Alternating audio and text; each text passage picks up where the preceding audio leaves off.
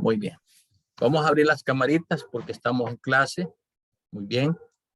Los que están con las cámaras apagadas es como que no estuvieran. Y yo tomo nota acá por cuestiones de registrar la asistencia, ¿verdad? Ahora vamos a escuchar al grupo último, que va a hablar acerca del tema de la cuarta etapa del conflicto que se genera. Y en este sentido, se va a hablar sobre la huelga, que es la última etapa.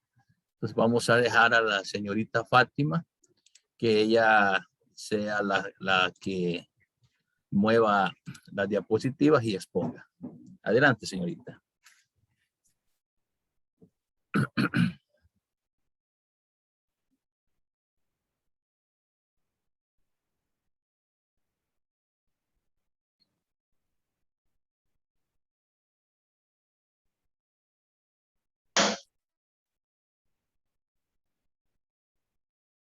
Buenas tardes, compañeros y compañeras, licenciado Manuel. Nuestro tema esta tarde es la huelga o el paro laboral.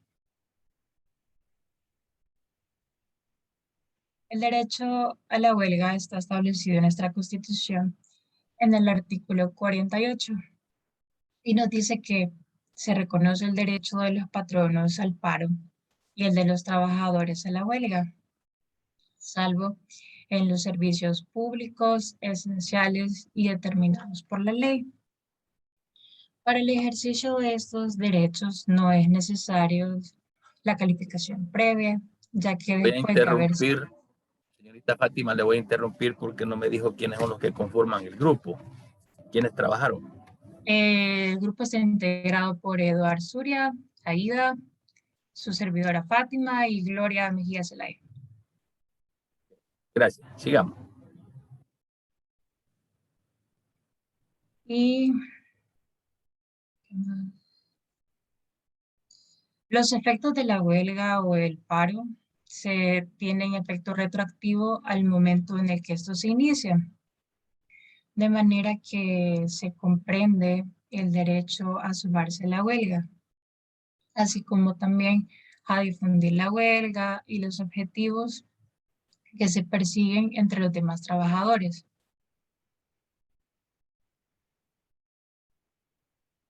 El origen de las huelgas se remonta a tiempos en los que los hombres trabajaban solo para poder ganarse el sustento. Los obreros debían trabajar 18 horas y ponían en peligro sus vidas cada día. En la aldea de Día, en Medina, 120 trabajadores se declararon en huelga y ocuparon algunos edificios de la administración central. En un principio lograron lo que se proponían, aunque por descontento los conflictos con las autoridades nunca cesaron. Respecto a la huelga, en nuestro país se afirma que El Salvador en 1911 comenzaron a sentir las consecuencias del maquinismo. El maquinismo es la producción de bienes y servicios. En 37 concentraciones de capital en pocas manos y proletarización de la sociedad, de los cuales son las primeras de la civilización, y el adelanto inculcando a todo el cuerpo social y la desigualdad. Los trabajadores se declararon en huelga y se consideró el primer fenómeno social de este género producido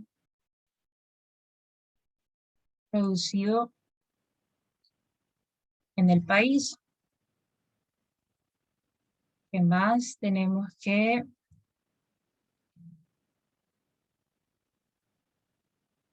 el origen de las huelgas se remonta en tiempos en que los hombres trabajaban para atender estos problemas que existían.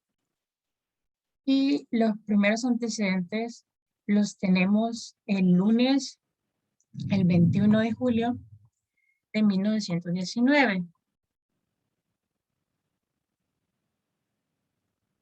Y tenemos que El Salvador en 1919 se sentían las primeras operaciones de los talleres artesanales de sastrería de San Salvador, organizados en la Unión de Sastres, y decidieron irse a huelga para exigir un justo aumento de salario, con el cual se surgieron los primeros movimientos para que se diera práctica de la defensa de los derechos colectivos. También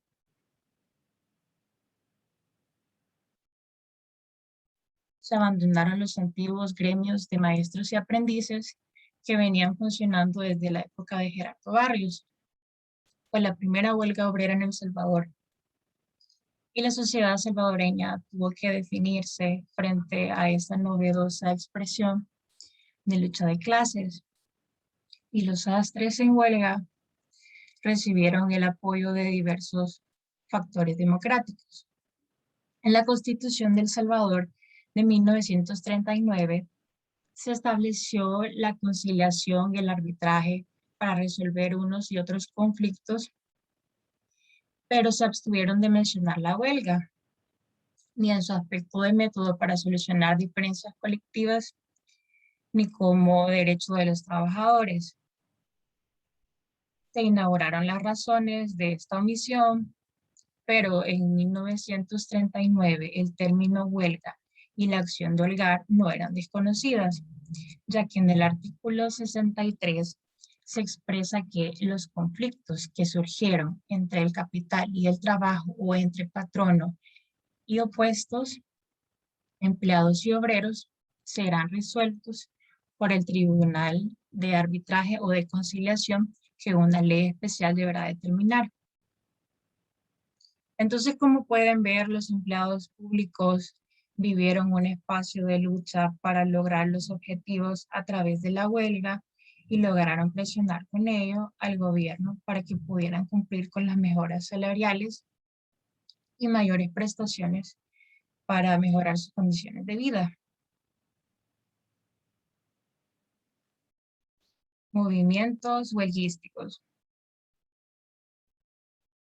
Las huelgas que persistieron se realizaron por los profesores agremiados el 21 de junio, con el objetivo de presionar al Estado para un aumento de salario, como la presión que ejercían a través de las huelgas laborales de la Unión Nacional de Trabajadores Salvadoreños, la Unión Nacional Obrero Campesino, siendo estas dos las que tenían mayor presión ejerciendo junto a la Asociación General de Empleados Públicos y Municipales de El Salvador y la Federación Nacional Sindicatal de Trabajadores Salvadoreños, que fueron las más aglutinadas en el proceso de guerra que vivieron en El Salvador en esa época.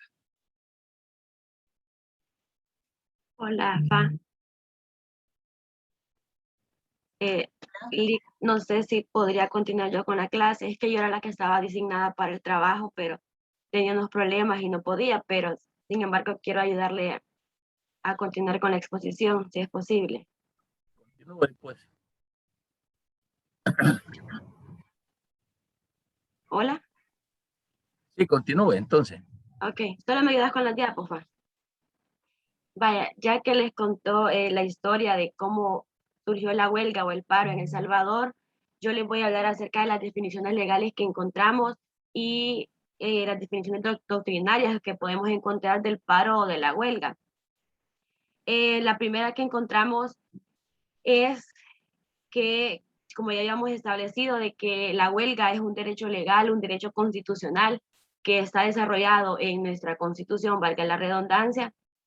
Se dice de que la huelga se trata de un acuerdo adoptado y es la suspensión. Exactamente el artículo 527 de nuestro Código de Trabajo establece que la huelga es la suspensión colectiva del trabajo concertada por una pluralidad de trabajadores con el propósito de obtener una finalidad determinada. ¿Qué podemos entender entonces por la huelga? Si ustedes se fijan, dentro de la huelga hay dos elementos esenciales la definición. Primero, que se trata de un acuerdo adoptado por una pluralidad de trabajadores. Cuando hablamos de pluralidad, hablamos de dos o más. Cuando hablamos de un acuerdo no lo forma solo una persona, sino que el acuerdo lo forman dos o más. En este caso, los trabajadores. Tiene que haber una cantidad de trabajadores que estén de acuerdo de formar, de crear la huelga, de establecerse, de asociarse, de reunirse para lograr un fin, que es de hecho la segunda característica que encontramos en la definición, obtener una finalidad. No se trata de que los trabajadores se van a reunir y van a decir, hagámosle desorden al patrón, o reunámonos porque así perdemos tiempo, no, sino que la huelga tiene que tener un fin establecido, un objetivo para el que haya sido creada, porque de lo contrario, como lo veremos más adelante, se puede declarar ilegal. La siguiente definición, la siguiente lámina, perdón.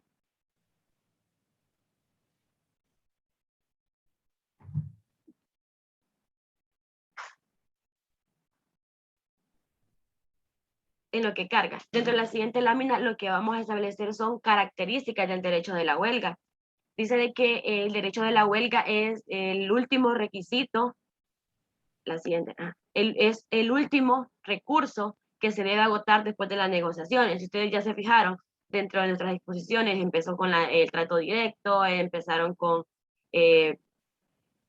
la negociación, hablamos del arbitraje, la huelga, si ustedes se fijaron, no es como que el favoritismo de dejar de último el grupo, sino que la huelga es el último paso, es el último recurso que los trabajadores deben optar para poder lograr su fin, para poder esto ser escuchado. Por lo general, los sectores involucrados son el patronal y el laboral. La huelga no se involucran a terceros, no se involucran a gente que no es parte de la empresa, que no es parte de la colectividad del trabajo, sino que únicamente es el sector patronal y el sector de los trabajadores. Necesariamente deben cesarse los labores para poder ejercer presión. Aquí hay algo, si ustedes lograron medio captar en información de los antecedentes, la primera huelga que se hizo fue que 170 trabajadores, si no me recuerdo, fueron las personas que cesaron de sus trabajos para ejercer presión. No pueden hacerse una huelga y ustedes seguir trabajando. No podemos hacer una huelga, digamos que en este caso sea empleada, no puedo hacer una huelga y quedarme sentada. No necesariamente con esto estoy diciendo de que todos los trabajadores en unanimidad van a estar de acuerdo con cesar de sus trabajos. Sin embargo, la mayoría, tomando en cuenta el 50% más una cantidad extra, más de la mitad en este caso, deben de cesar de sus labores, porque que si no hay una unión, si no hay un acuerdo, un consenso de que van a cesar sus labores, que va a ser cierta cantidad de las personas, estamos incurriendo o se corre el riesgo de que, mejor dicho, esto sea tomado como un abandono de su trabajo y de su obligación.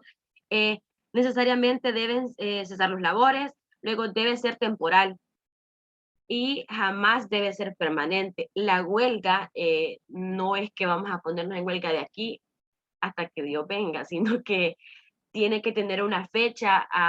De hecho, para hacer la huelga, dan una fecha en la que la huelga va a iniciar. Es a través de una notificación, una solicitud. La huelga no puede ser permanente, no podemos decir de aquí hasta que nos cumplan con nuestra obligación o cuando cumplan con nuestro capricho, con nuestro objetivo, hasta que lo logremos. No, la huelga tiene un tiempo, es temporal, no puede ser indefinida. También se trata de una acción colectiva, como ya lo habíamos mencionado anteriormente. La huelga tiene que ser definitivamente con un consenso de trabajadores, es colectivo. Por lo general son iniciadas por los sindicatos de trabajadores, que ya lo habíamos estudiado en clases anteriores. La siguiente lámina.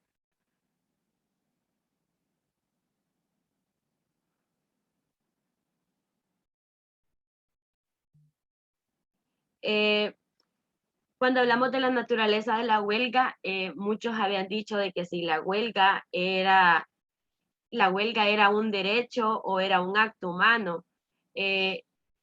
y existe como el dilema de qué es la huelga. En realidad existen muchas posturas que tratan de explicar la naturaleza de la huelga. Sin embargo, dice que la huelga es un acto deliberado, por lo tanto constituye una conducta humana que como tal debe ser regulada. La huelga hoy en día no es considerada como un derecho individual, sino que se basa en el derecho que tienen ciertos grupos de exigir que el trabajo sea determinado. Cuando hablamos de derechos individuales, ya habíamos estudiado como derechos colectivos, derechos individuales, que lo vimos en derecho constitucional, derechos humanos. La huelga no es considerada como un derecho individual. Yo como persona natural, yo como individuo, no tengo el derecho a la huelga, sino que lo tengo cuando soy trabajador, cuando soy parte de una empresa, cuando soy parte de un trabajo, es que yo adquiero ese derecho. No es como que ya viene como el derecho a la vida, que el derecho es mío, el derecho al nombre me pertenece, sino que este derecho me nace cuando formo parte de cierta empresa, de X trabajo. Entonces se dice de que entonces la huelga no es considerada como un derecho individual.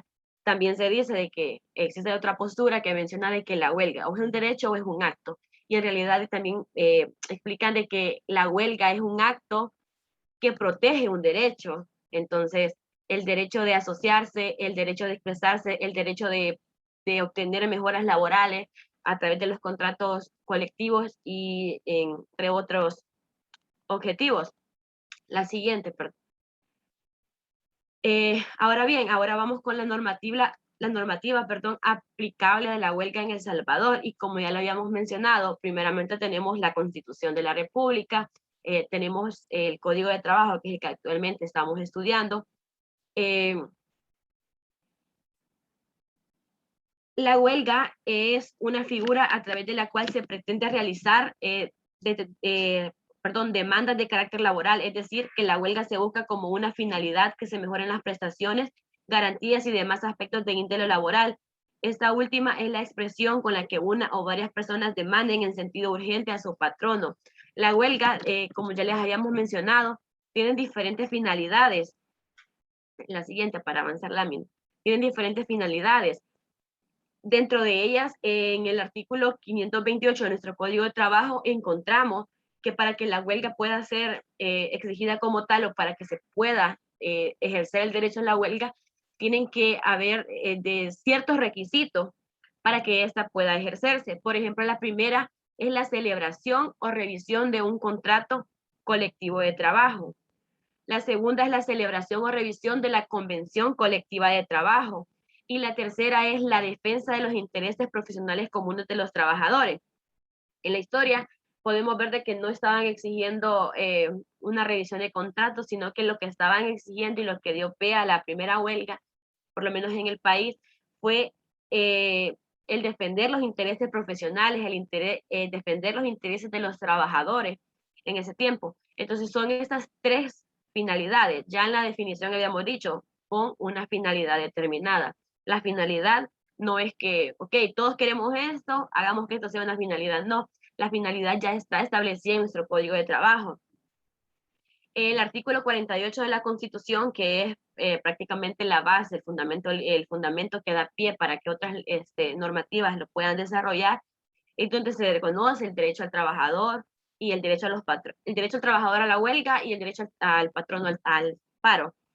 El artículo 221 de la Constitución también se dice que se prohíbe la huelga de los trabajadores públicos y municipales, lo mismo que el abandono colectivo de sus trabajadores. En el hecho de la huelga con los trabajadores municipales es un poquito más complicado. No estamos hablando del ámbito público, no tanto del ámbito privado, como cuando lo hace una empresa, una sociedad. Se rigen por otras normativas. El artículo 553 al artículo 555 menciona cuándo la huelga debe ser declarada ilegal, que eso es algo que vamos a ver un poquito más adelante. La siguiente.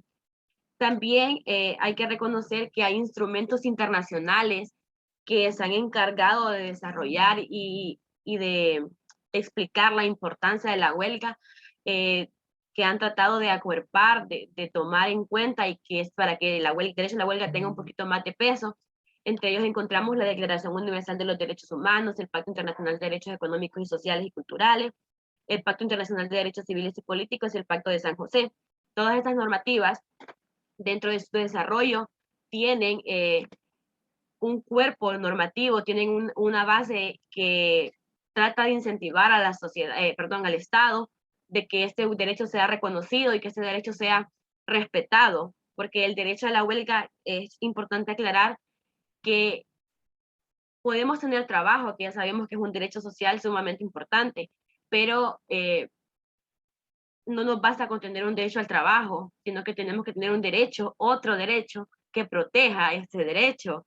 Suena un poquito absurdo o un poquito como, ¿qué está diciendo? Pero, ¿quién protege? Así como hay normas, leyes que tienen que proteger ciertos derechos, también el derecho a la huelga se puede decir que es el padre o la madre, digámoslo así, del derecho al trabajo, que debe estar como protegiéndolo. La siguiente lámina.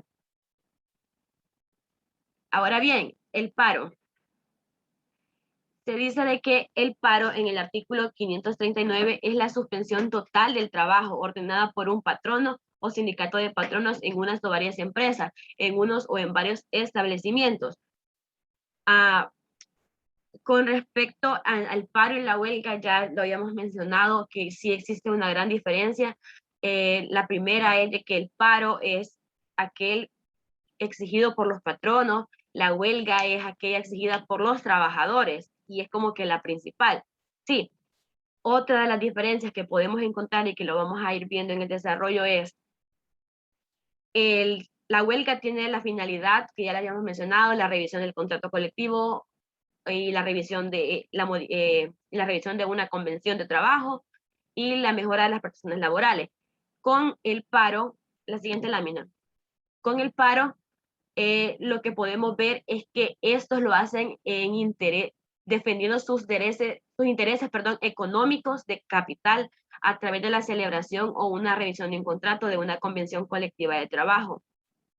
Los patronos, obviamente, como es claro, no pueden exigir que nos mejoren nuestras prestaciones laborales, porque ellos son los patronos, sino que lo que ellos exigen es el defender sus intereses económicos cuando se está en riesgo de perder el capital, cuando se está en riesgo que cuando en lugar de estarles produciendo el trabajo, la fuente que ellos tienen de empleo para otras personas, les está afectando en su patrimonio. La siguiente lámina. Con respecto al paro, a la huelga, se dice que el conflicto colectivo de trabajo es promovido por un patrono o sindicato de patronos y deberá sujetarse a las etapas del trato directo, de conciliación y de todo lo que resulte aplicable, como ya se los habíamos mencionado anteriormente. No se puede saltar de trato directo, como no me hicieron caso, y un solo me voy para el paro o un solo me voy para la huelga. No es así como funciona. Tanto la huelga como el paro se realiza por medio de una notificación que es entregada a la Dirección General de Trabajo. La Dirección General de Trabajo es la encargada de revisar si la huelga o el paro proceden, si están dentro, si se cumple con el proceso previo, si se cumple con las finalidades que establece el Código de Trabajo para ellos poder declarar que la huelga sea ejecutada. El paro no podrá hacerse efectivo antes de transcurridos 4 días contados a partir de la fecha de la notificación a la que se refiere el artículo anterior, ni después de 30 días posteriores. Como les había mencionado, digamos que hoy, 20 de septiembre, ya pasaron todas las etapas anteriores, el sindicato promueve la notificación, hace la solicitud, dirigida a la Dirección General de Trabajo. La Dirección General de Trabajo, si no me equivoco, creo que tiene 3 días para poder revisar la solicitud. Luego de eso, da la resolución, se la emite obviamente al cuerpo, a las personas que la han solicitado. Tienen que pasar por lo menos 4 días. No es de que hoy, al 23 de septiembre, que tendrían que darme la respuesta, e inmediatamente vamos a la huelga. No, tienen que pasar 3 días. Luego de esos 3 días se hace ejecutada, pero tampoco nos vamos a tener como que estar con el derecho de que ya podemos hacer la huelga y vamos a estar ejerciendo presión. Este permiso, por decirlo así, no puede pasar, no puede excederse de 30 días. La siguiente. Antes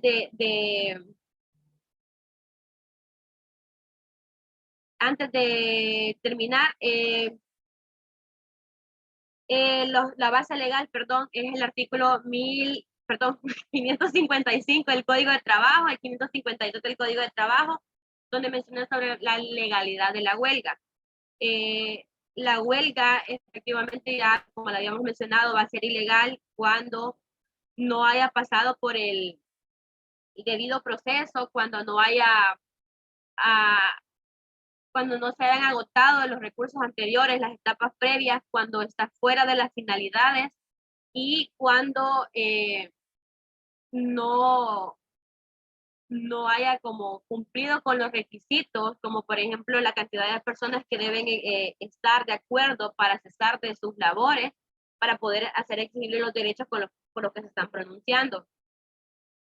Dentro de nuestra investigación, también tratamos de buscar jurisprudencia y leer unos cuantos casos de cuando la huelga ha sido declarada ilegal. Hay una que les mentiría con las referencias, pero sin embargo se la voy a hacer llegar al grupo. Es sobre un caso que me llamó la atención de una huelga que había sido declarada, realizaron la huelga fue declarada ilegal, entonces fue ante la sala porque ya estaba en otra instancia a pronunciarse sobre el derecho, porque aparte de como la huelga fue declarada ilegal y ejercieron la huelga, la persona que era la encargada de dirigirla, era una asociación, en realidad era una asociación, la persona que estaba encargada de dirigir la asociación fue despedida y le habían retenido el dinero, el pago, y no le querían hacer las liquidaciones por los años trabajados.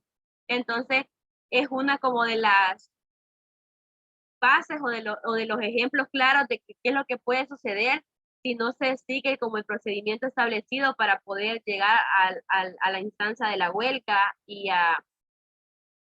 del paro. Así que solamente.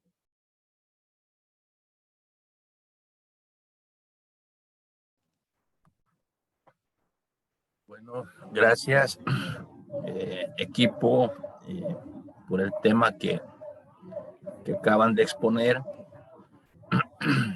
Vamos a pedir a la compañera que le di de hospedadora para que me devuelva entonces y poder continuar yo, porque tengo unas láminas que quiero que veamos ya dándole continuidad a los temas subsiguientes que nos exige el programa. Ok. No sé si tienen alguna pregunta el resto del equipo con relación al tema.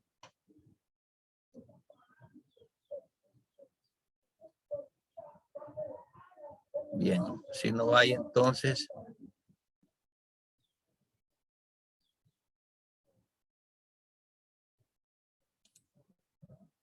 no me deja compartir. A la compañera que le di de hospedador, pásemelo por favor de regreso. Creo que fue Alejandra, ¿no?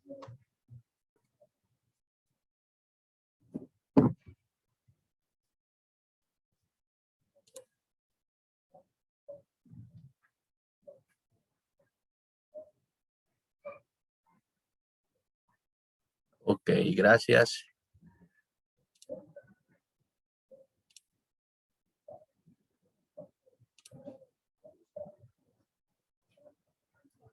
Muy bien.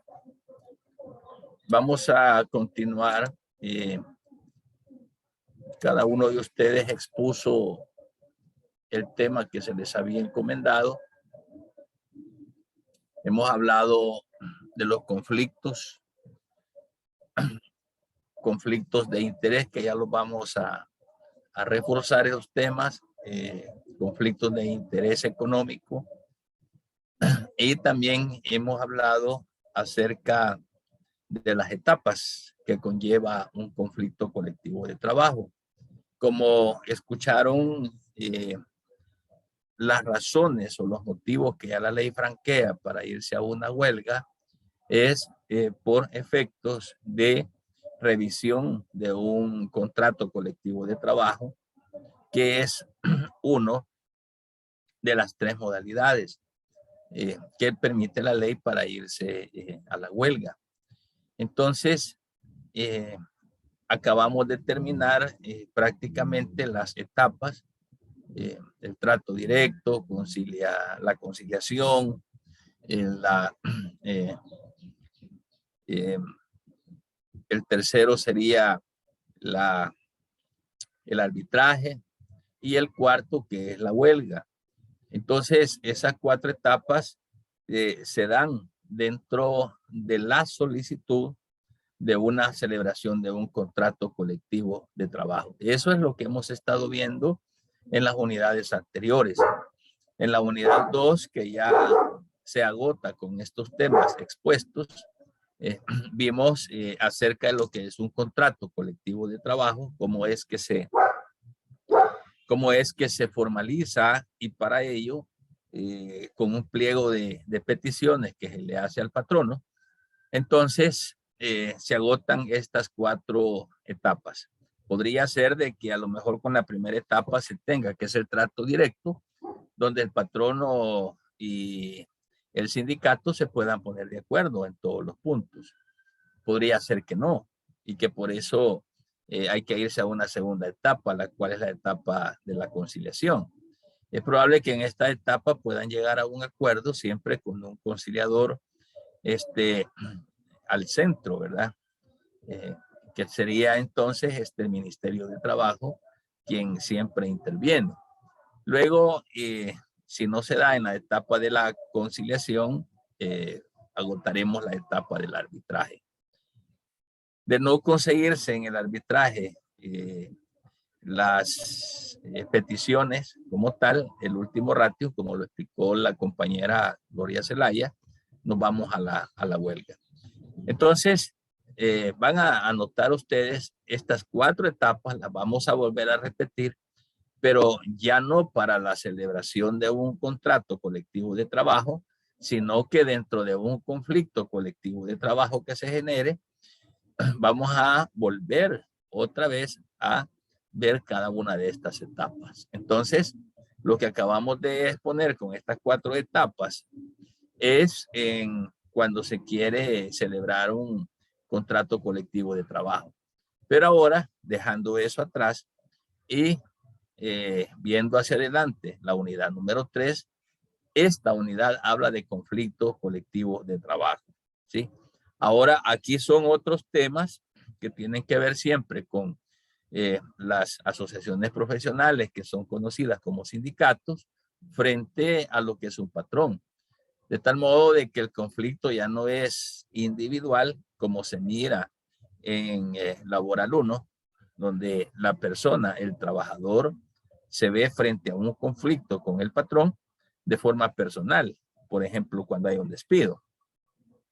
Pero en este caso, cuando ya hablamos de conflictos colectivos de trabajo, entonces ya no es la persona del trabajador individual, sino que es la colectividad de trabajadores que están organizadas en asociaciones profesionales que se llaman sindicatos. Entonces se vuelve conflicto colectivo porque es un sindicato el que está al frente del conflicto versus el patrón, ¿verdad?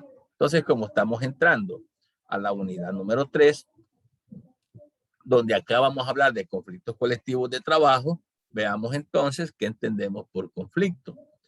Cuando hablamos de un conflicto, estamos hablando de un choque, de un combate, de una lucha. Es decir, que son posiciones antagónicas que se generan, ¿verdad?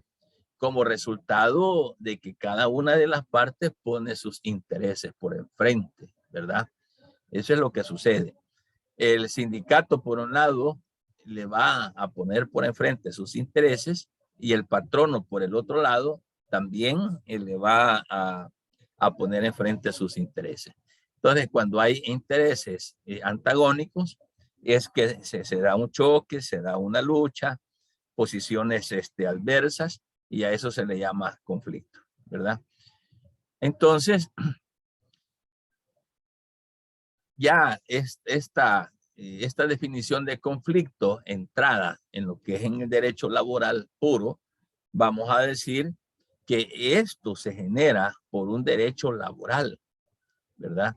Donde se encuentra comprometido el trabajo humano subordinado. Los trabajadores versus el patrón. Entonces, en estos conflictos laborales se caracterizan precisamente porque hay un origen en el derecho laboral, ¿verdad? Que está comprendido ahí, en ese derecho laboral, la humanidad, la persona, el trabajo de aquella persona subordinada. Entonces, ya en derecho laboral, vamos a ver como definición más acercada a lo que es la materia, y vamos a definir el conflicto como toda controversia.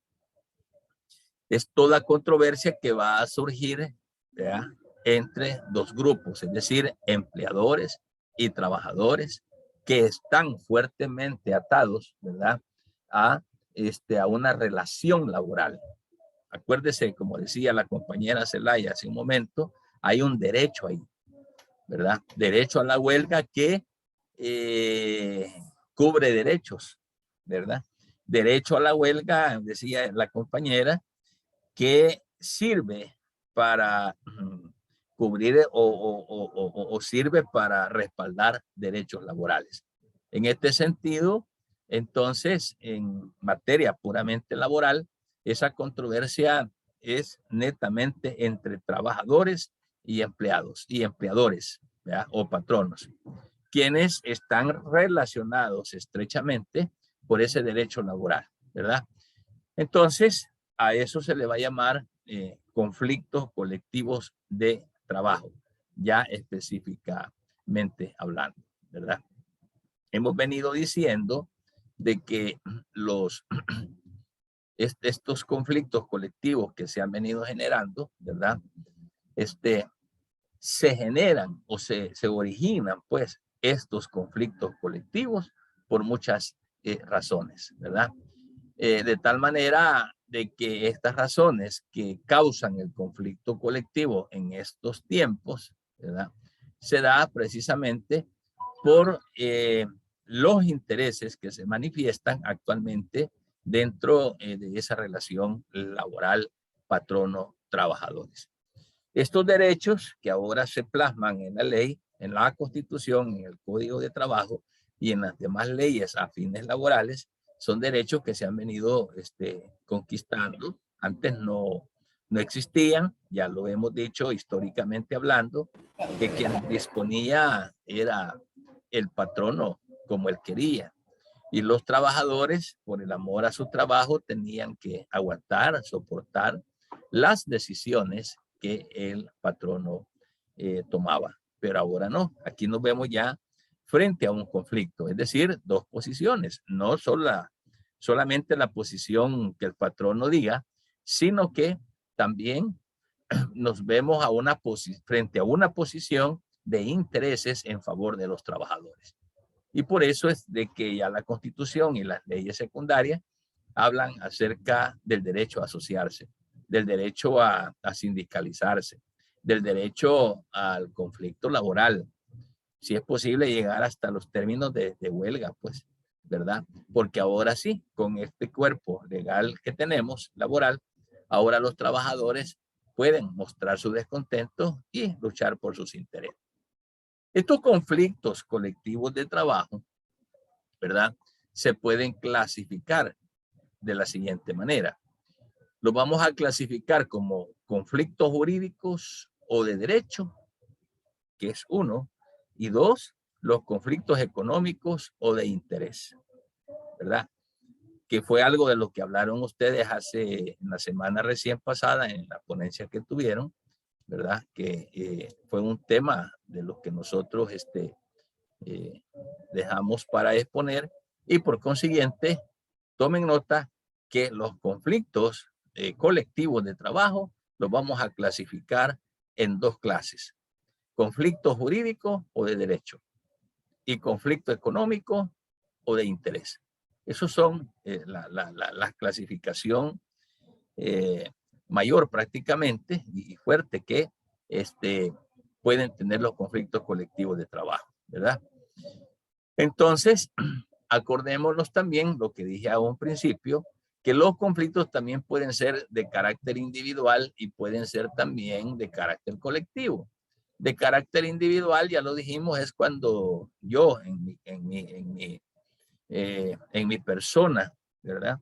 Me veo frente a un patrono teniendo una controversia por reclamar mis derechos como tal. Y el otro, que el conflicto, además que puede ser individual, se puede dar colectivo, que es el que estamos viendo, donde ya interviene un sindicato frente a un patrono. Fíjese bien. Vamos a ver o partir del concepto dado de conflicto colectivo de trabajo, porque de ahí se desprende que la finalidad, ¿verdad? Y el objeto, que podrían ser de la siguiente manera. Fíjese bien. Uno, lo que decía hace poco la compañera. Un conflicto colectivo, ¿verdad? Tiene como finalidad u objeto, primero, es decir, cuáles son las razones, cuál es el objeto, cuál es la finalidad de un conflicto colectivo, no individual, colectivo. Primero, la celebración de un contrato o convención colectiva de trabajo, que es el ejemplo que acabamos de ver en las clases anteriores, trayendo a colación de que hemos ido hablando acerca de de que cuando ya el sindicato tiene personería jurídica, ya está formado. Entonces, ¿qué paso sigue? Bueno, como ya tenemos personería jurídica, sentémonos con el patrono para celebrar un contrato colectivo de trabajo o podemos también celebrar una convención colectiva de trabajo. Es decir, sindicato de trabajadores con sindicato de patronos. Esa es la convención, ¿verdad? Y el contrato es cuando es el sindicato versus el patrono. Entonces, esta sería una razón. Veamos la otra. Un conflicto colectivo, ¿verdad? Tiene como finalidad, número 2, la revisión de un contrato o convención colectiva. Es decir, como haciendo el ejercicio de lo que hemos venido trayendo, hagamos de caso de que ya se celebró el contrato, de que se logró firmar el contrato, que ya tenemos un contrato, es decir, cuando ya tenemos un contrato colectivo de trabajo, entonces, ¿qué va a suceder con ese contrato? Lo he venido diciendo. Los tiempos cambian, las necesidades cambian y los momentos cambian. Entonces, un contrato que se celebró hace un año, habría que revisarlo para ver si las condiciones siguen igual, si han habido cambios, si han habido necesidades sociales que han cambiado en tiempo y por consiguiente, como ya tenemos hecho un contrato colectivo de trabajo, ahora podemos generar un conflicto de carácter colectivo si es que como objetivo le decimos al patrono, hoy vamos a revisar ese contrato que ya tenemos. ¿Ok? En primer lugar, por la realización del contrato. En segundo lugar, si ya tenemos hecho ese contrato, al año le vamos a pedir al patrono que se siente nuevamente con los delegados del sindicato, porque vamos a revisar ese contrato. Por las razones de que lo que se pactó hace un año es probable de que las condiciones en tiempo hayan cambiado, porque todo es cambiante. Tercero, la tercera finalidad. Cuando hay es decir, el cumplimiento de una norma existente en un contrato o convención colectiva de trabajo, ¿verdad? Es decir, de que al celebrar un contrato, lógicamente, acuérdense que el contrato es el acuerdo de voluntades y cuando hay un acuerdo de voluntades, eso se vuelve ley para las partes que lo han suscrito. Pero cuando se da un incumplimiento, ¿verdad?, de una de las cláusulas que establece ese contrato, entonces podemos también irnos a un conflicto colectivo de trabajo. ¿Sí? Vamos despacito para que me vaya entendiendo. Cuarta razón, cuarto objetivo, ¿verdad? El objetivo de de un conflicto podría ser también la interpretación de una norma existente en un contrato o convenio colectivo. Es decir, alguna de las cláusulas que están por ahí en el contrato se puede mal interpretar, se puede mal analizar a favor de una de las partes. Entonces, se necesita la interpretación de ese punto de la norma porque está confusa, por ejemplo. Porque la parte patronal está creyendo una cosa, pero la parte laboral está creyendo otra. De repente aparecen algunos estatutos, algunas cláusulas o algunos puntos dentro de la norma del contrato que a lo mejor se plasman y son ambiguas. Son artículos que no tiende a confundirse. Entonces, y cuando alguien tiende a confundir X artículo, lógicamente cada quien lo va a usar a la conveniencia propia. Y ahí podría ser que el patrón esté creyendo una cosa y los trabajadores estén creyendo otra cosa. ¿Ok? Entonces, esas son las razones por las cuales se puede llevar un conflicto colectivo de trabajo, ¿verdad? Muy bien. Atendiendo entonces a cualquiera de los objetivos que se han enumerado, ¿verdad? Que los conflictos colectivos de trabajo se pueden clasificar en dos grupos. Ahí hemos atendido 4 objetivos y póngamele cuidado porque fíjese que estos temitas son tan bonitos y tan fáciles, pero si usted no me pone atención, se puede confundir con todo esto. ¿Ok? Ya vimos los 4 objetivos que nos llevan a la celebración prácticamente o a la realización de un conflicto colectivo. Pero estas 4 razones que hemos dictado, que hemos dicho, están encerradas, fíjese bien, estos objetivos que hemos enumerado, ¿verdad? Se pueden clasificar en 2 grupos. Veamos cuáles son esos 2 grupos, ¿verdad? Aquí está lo que les decía hace un momento. 1, un conflicto colectivo económico o de interés. Y 2, un conflicto de derecho o conflicto colectivo de carácter jurídico. Y ahí tenemos el artículo 471 que me gustaría que me ayudara y que me le diera lectura. No sé si Fino tiene por ahí a la mano ya la ley para que leamos el artículo 471. Diego.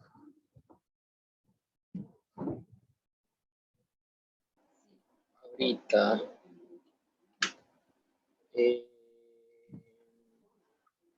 Capítulo 2 de los conflictos de carácter jurídico, artículo 471.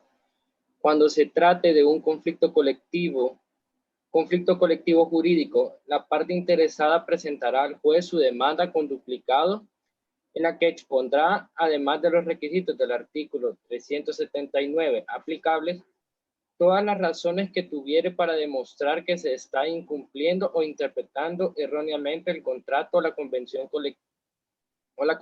colectivos de trabajo, o que no se está cumpliendo la ley o el reglamento interno de trabajo. Entonces el artículo 471 le está definiendo en qué momento entonces va a haber un conflicto de derecho o también un conflicto colectivo de carácter jurídico, ¿verdad? Que es prácticamente cuando hay un incumplimiento de la norma, es decir, de la interpretación, podría ser de la ley, podría ser cuando el patrón no falte al cumplimiento de las obligaciones que la ley establece, como también cuando falte al cumplimiento de las obligaciones en el contrato que suscribió colectivo de trabajo, cuando haya una interpretación del marco legal o de la norma del contrato mismo, cuando sean esos factores, entonces nos vamos a ver frente a un conflicto colectivo de carácter jurídico, ¿verdad? O de derecho. Muy bien. La diferencia entonces del elemento subjetivo oigan esto, del conflicto colectivo de trabajo ha determinado por consecuencia una división subsiguiente de la siguiente manera. A. Los conflictos colectivos de naturaleza jurídica, que ya dijimos que son aquellos que se aplican, ¿verdad? Jurídicamente o en la interpretación de normas preexistentes. Y el otro, conflictos colectivos de naturaleza económica o de interés, que son aquellos, ¿verdad? Que de formación o revisión de una norma de trabajo, que es una cosa bien diferente. Ahí vemos, por ejemplo, ya son intereses bien fundamentales que están en la ley y que tal vez el patrono ha dejado de prestarlos o de cumplirlos. Por eso se llama conflictos colectivos de naturaleza económica o de interés, ¿verdad? Porque son aquellos que ya la ley los ha establecido como tal y que el patrono no los está dando. Es decir, veamos ahí, por ejemplo, un par de casos. Uno podría ser como que, acordémonos que una de las fuentes del derecho laboral es la costumbre. El patrono tiene por costumbre cada quincena darle una canasta básica familiar y de repente ya no se la da, podemos armar un conflicto colectivo de naturaleza económica o de interés. Porque ahí estamos versando sobre, no sobre aspectos de interpretación de ley, interpretación de los estatutos, interpretación del contrato, o que el patrón esté fallando prácticamente a lo que está establecido jurídicamente ya como naturaleza laboral, en el caso ese. En el caso, por ejemplo, de un conflicto colectivo de naturaleza jurídica, repito, es cuando ya estamos versando el conflicto, tal vez por una mala interpretación de la ley, de los estatutos, del contrato. Son dos cosas totalmente diferentes. En el caso, otro ejemplo podría ser de los conflictos colectivos de naturaleza económica o de interés, como que si el patrono se estuviera tardando en cancelar los salarios, como que esté tratando de pagar salarios disparejos, menos del mínimo. Son situaciones que tienen que ver con el interés más directo y personal, es decir, con los derechos de cada uno de los trabajadores que son más de carácter social. Y el otro es de carácter más jurídico, ¿verdad? Entonces, podemos también acotar de que esta variante de los conflictos colectivos, ¿verdad? Lógicamente va a determinar cambios fundamentales en la forma y en el modo en que deben encararse dentro del proceso, ¿verdad? Que pudiese surgir a causa del conflicto colectivo de trabajo, ¿verdad? Bien, si no hay consulta, sigo adelante. Voy despacito porque la idea es que vayamos no avanzando, sino aprendiendo. Muy bien. Los Sí, conflictos, sí.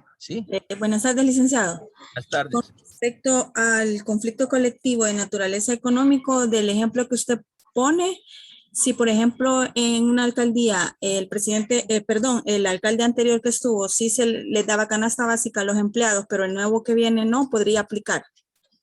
Aplica porque fíjese que no es la persona, es la empresa. La persona, vaya, buena pregunta porque me está tratando de ilustrar una alcaldía, por ejemplo. Acordémonos que los gobernantes de turno, en este caso, son los representantes legales de esa empresa autónoma, que es la alcaldía, vaya. Entonces, lógicamente en las alcaldías hay sindicatos. Entonces, en los sindicatos hay un contrato colectivo de trabajo donde dice de que la alcaldía tiene que darle víveres, un ejemplo. Pero viene una nueva, un nuevo gobierno municipal por cuestiones de elección. El nuevo gobierno municipal que entra tiene que respetar ese contrato que se encuentra suscrito por las autoridades anteriores.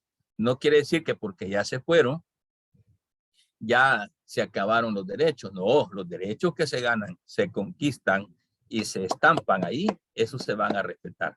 Se parece a una empresa en ese mismo sentido.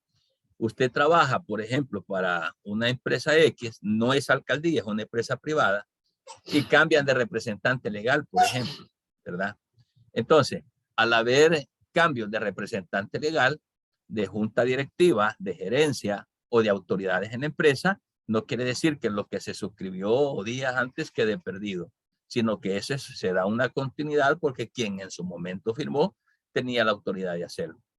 Pero ya se han dado casos en que tal vez en una alcaldía la nueva administración llegue y les diga, mira, hoy ya no les vamos a dar los víveres. Entonces ahí puede el sindicato entonces crear un conflicto, ¿verdad?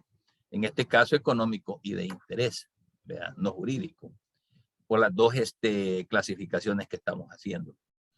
Entonces, incluso, vaya, suponiendo que la alcaldía no, bueno, no deje de dar lo que ya está plasmado en el contrato anterior, cuando llegan las nuevas autoridades, el sindicato se reúne con las nuevas y les dice, vaya señor, este es el contrato que suscribimos con el anterior gobierno municipal, para que ustedes lo conozcan y le sigan dando para adelante. Ahora, como ya pasó un año, con ustedes queremos tener una revisión del contrato, ¿verdad? Para ver qué podemos mejorar, para ver qué más podemos aumentar en beneficio de los trabajadores y así algo otras motivos que pudieran llevar a la mejora, pero no a la desmejora. ¿Ok? ¿Le queda clara la respuesta, señorita? Sí, gracias, licenciado. Excelente. Muy bien. Bien, entonces los conflictos de derecho, ¿verdad? Los conflictos de derecho sirven para determinar a quién corresponde el derecho establecido en una norma preexistente, ¿verdad? Es decir, los acuerdos a los que se llegaron en un contrato o en una convención de trabajo, ¿verdad? Entonces, estos lógicamente, ¿verdad? Conocen a los órganos jurisdiccionales, ¿verdad? Y, ojo con esto, para que se le grabe, que todo conflicto de derecho, ¿verdad? Son aquellos que determinan y que se determina y que se establece el derecho que ya está establecido en una norma, ¿verdad? Ese es un conflicto de derecho. El económico y de interés es otro tipo de conflicto, ya viendo las dos divisiones fuertes que hemos hablado, que tiene que ver con los derechos fundamentales, incluso constitucionales, que el trabajador ya tiene ganado como tal. Muy bien. Aquí estamos viendo las dos caras de la moneda, el conflicto de derecho y el conflicto económico o de interés. En los conflictos económicos o de interés, lo que se establece es elaborar las normas que van a regular a futuro las relaciones obrero-patronales, ¿verdad? O sea que a través de las normas, a través del contrato que nosotros podamos celebrar, vamos a crear derechos a los trabajadores. ¿Cuál es el objetivo de celebrar un contrato colectivo? La lógica es de que amarrar al patrono a que cumpla con los derechos que ahí se van a regular en ese contrato. Por consiguiente, el conflicto económico viene a buscar pues la elaboración de normas en esos contratos que van a regular hacia el futuro las prestaciones que el patrono debe de garantizarle a los trabajadores, ¿verdad? Y que por consiguiente crea el derecho. ¿Por qué crea el derecho? Porque si nos sentamos a celebrar un contrato con el patrono, además de que estamos elaborando una norma que va a regular al futuro, también estamos creándole un derecho a favor de los trabajadores. ¿Ok? Entonces, la autoridad que conoce va a ser siempre de orden administrativo, ¿verdad? Porque siempre va a estar metido ahí el Ministerio de Trabajo, la dirección general, ¿verdad? Del Ministerio de Trabajo. Siento olor a quemado ahí. Ajá. Entonces, siempre va a ser el Ministerio de Trabajo quien va a estar interviniendo en todo este tipo de conflictos, ¿verdad? Entonces, el Ministerio de Trabajo va a conocer eminentemente la naturaleza económica y de bienestar social. Siempre va a estar el Ministerio de Trabajo metido ahí como intermediario. Y cuando se trate de un conflicto de derecho, ya vamos a ir buscando lo que es el área judicial, pues, ¿verdad? Porque ¿quién mejor que el aplicador de justicia, un juez, para poder interpretar el derecho tal y como está? ¿Ok?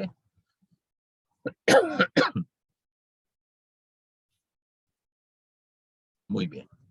Vamos a seguir abundando en el tema porque queremos afincar bien lo que son los conflictos colectivos de carácter jurídico. ¿Ok? Para que vayamos notando pues la diferencia. Y vamos a decir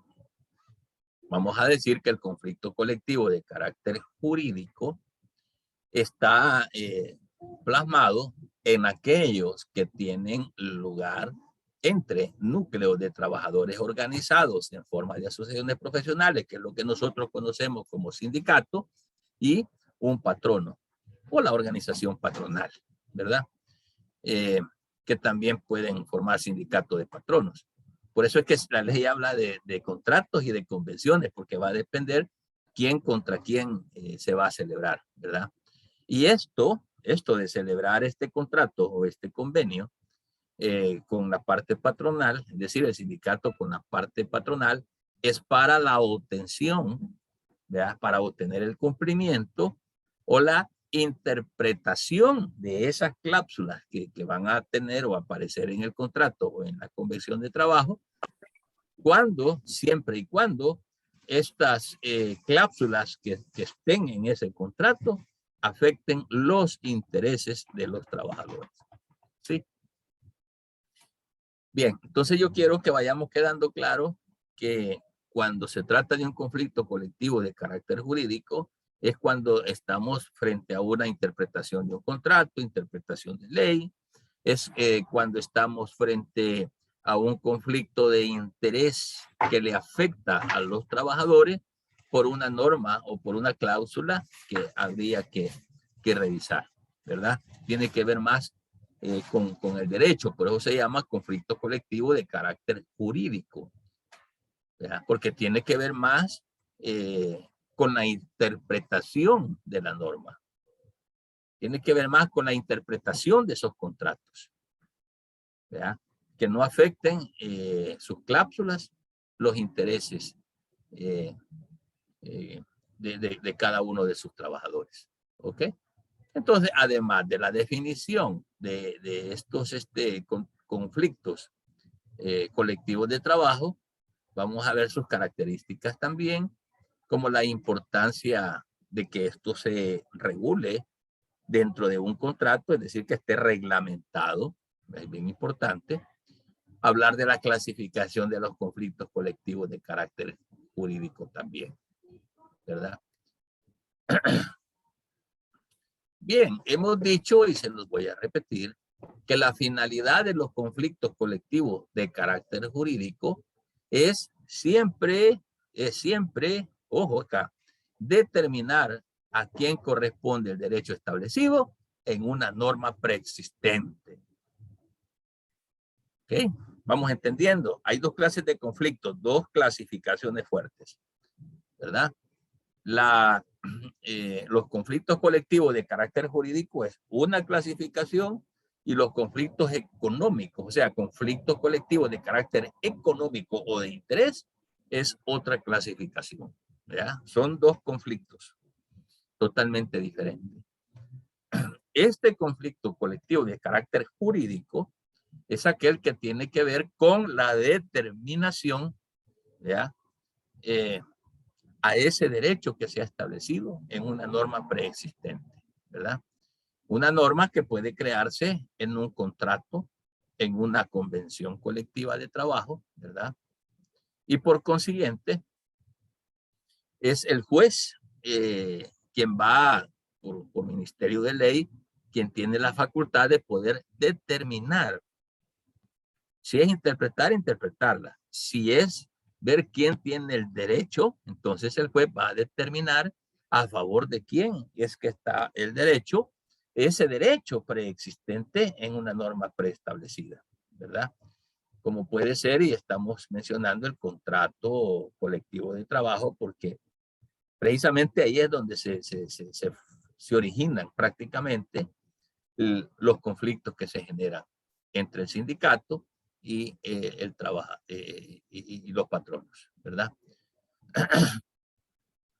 Entonces, si nosotros revisamos, ¿verdad? ¿Cuál es la finalidad de los conflictos de carácter jurídico? ¿Verdad? Vamos a decir entonces que la finalidad de un conflicto colectivo de carácter jurídico, ¿verdad? Es determinar a quién corresponde el derecho que se ha establecido en ese contrato o en esa convención colectiva de trabajo que se ha celebrado entre el patrono y los trabajadores, aglutinados lógicamente en un sindicato, ¿verdad? De tal manera de que las cláusulas que contenga ese contrato colectivo de trabajo deben de estar bien determinadas y deben de favorecer los intereses de los trabajadores, ¿verdad? Entonces, eso es necesario porque cada cláusula que aparece en ese contrato que ha suscrito el sindicato como también el patrono, esas cláusulas o ese contrato puramente se vuelve elemento obligatorio, ¿verdad? Elemento obligatorio. Por consiguiente, todo contrato se vuelve ley para las partes que lo han suscrito.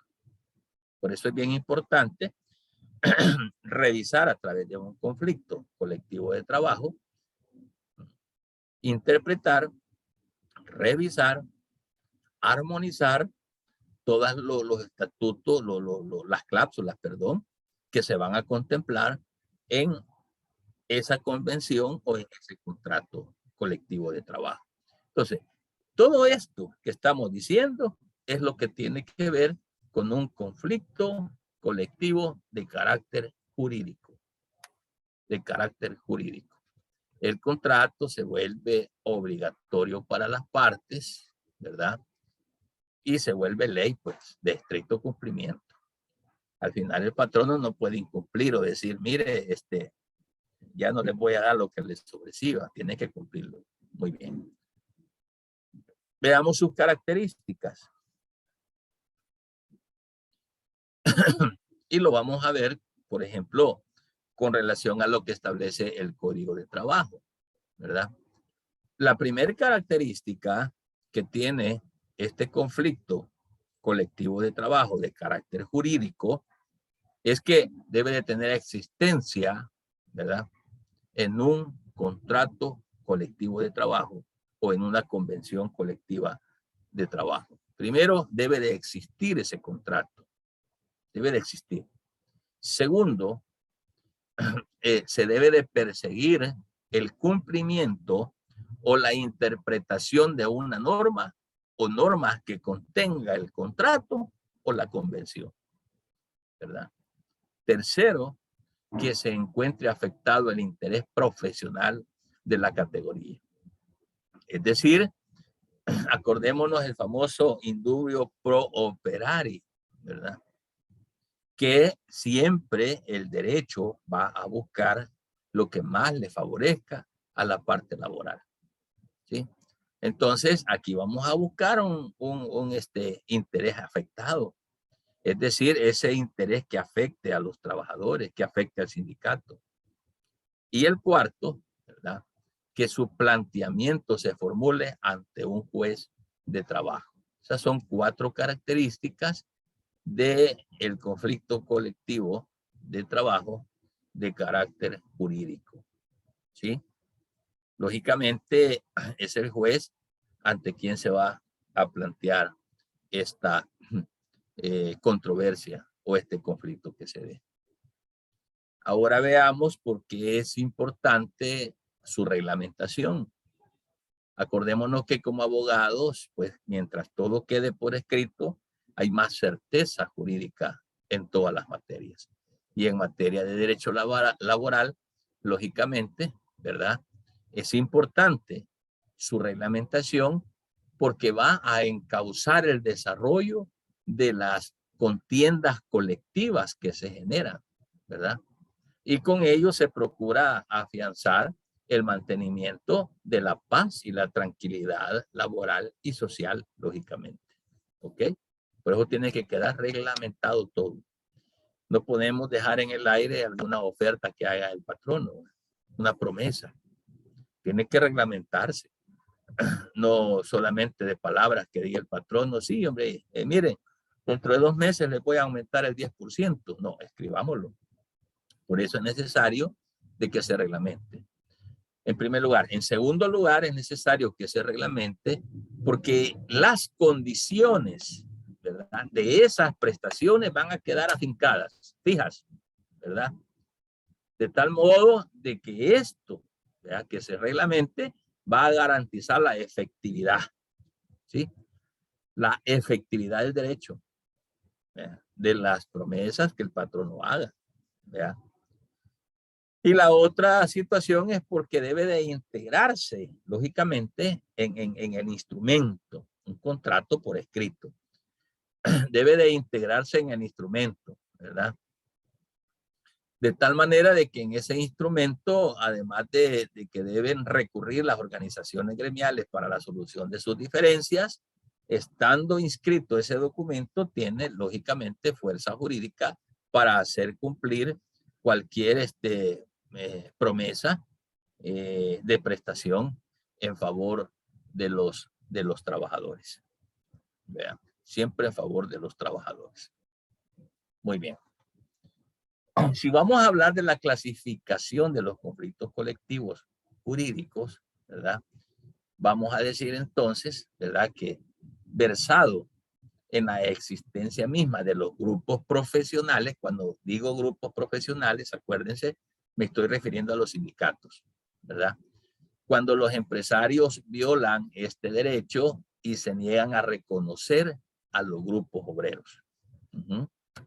Es decir, de que es preeminente por la misma necesidad de darle existencia a esos grupos profesionales, pero existencia jurídica. Por otro lado, ¿verdad?, sobre la interpretación de los contratos colectivos. Puede clasificarse en relación a la interpretación de los contratos colectivos. Esto surte más bien cuando hay una negativa al derecho de interpretar la cláusula de un contrato colectivo. Porque es probable que esa cláusula quedó ambigua, no quedó muy clara, quedó oscura. El patrón está creyendo una cosa y los trabajadores están creyendo otra cosa.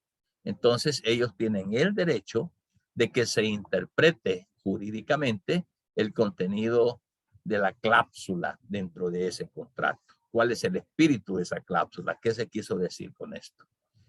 Por otro lado, también esta clasificación de los conflictos jurídicos, ¿verdad?, también la vamos a ver sobre un incumplimiento del contrato colectivo.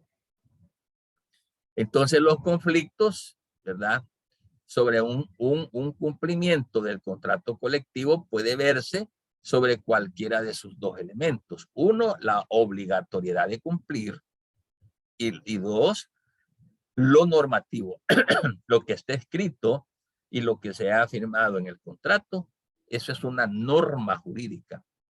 Acordémonos que también es fuente de derecho. Cuando hablábamos de las fuentes de derecho laboral, hablábamos de los contratos y de las convenciones, porque las cláusulas o los acuerdos que se plasmen en ese contrato colectivo se vuelven por un lado obligatorios y por el otro lado normativos. Es obligatorio porque es de estricto cumplimiento y es normativo porque se vuelve ley, ¿verdad?